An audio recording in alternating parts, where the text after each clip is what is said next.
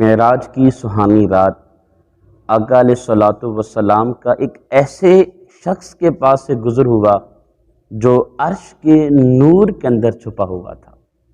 تو حضور علیہ الصلوۃ والسلام نے پوچھا کیا کوئی یہ نبی ہے یا کوئی فرشتہ ہے؟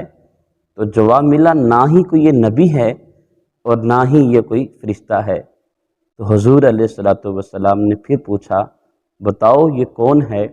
تو بتایا گیا کہ یہ وہ شخص ہے جس کی زبان ہمیشہ ذکر الہی سے تر رہتی تھی اور جس کا دل مسجدوں کے اندر لگا رہتا تھا اور جس کی وجہ سے اس کے ماں باپ کو برا نہیں کہا جاتا تھا۔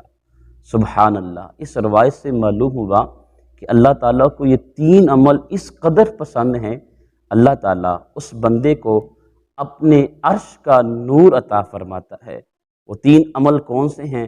پہلا عمل یہ ہے کہ اس کی زبان ہمیشہ ذکر الہی میں تر رہے۔ دوسرا عمل یہ ہے کہ اس کا دل مساجد کے اندر لگا رہے، اور تیسرا عمل یہ ہے کہ اس کی وجہ سے اس کے ماں باپ کو برا نہ کہا جائے۔